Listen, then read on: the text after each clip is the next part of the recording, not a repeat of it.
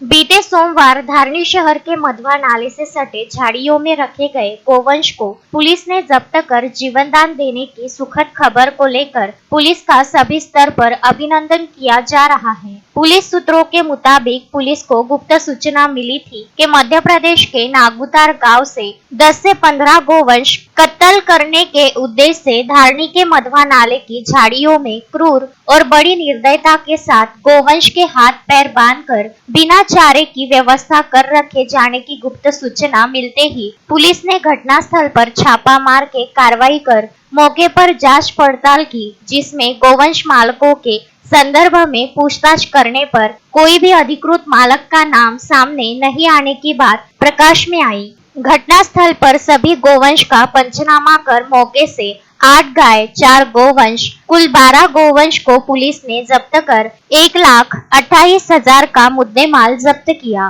Police की इस कार्रवाई से गोवंश तस्करों में खलबली मची हुई है। पुलिस ने सभी गोवंश को गोरक्षण चाकरदा यहाँ जमा किए जाने के बीच पुलिस ने इस मामले में कलम 5B 9 11 महाराष्ट्र पशु संरक्षण अधिनियम 1976 सह कलम 11(3) के तहत अज्ञात आरोपी के खिलाफ अपराध दर्ज किया है। यह कार्रवाई ग्रामीण जिला पुलिस अधीक्षक विशाल आनंद इनके आदेश पर धारनी पुलिस महकमे के थानेदार अशोक जाधव इनके मार्गदर्शन में PSI सतीश झालटे, PSI अनंत हंकारे, अमलदार मोहित आकाशे, जगत तेलगोटे, चालक साबूलाल दहीकर, सैयद जावेद ने की। मामले में आगे की जांच धारनी पुलिस कर रही है। तस्मीन शेख, सुलेमान मेमन, शकील अहमद के साथ जुगल किशोर जायसवाल, विदर्भ न्यूज, धारनी।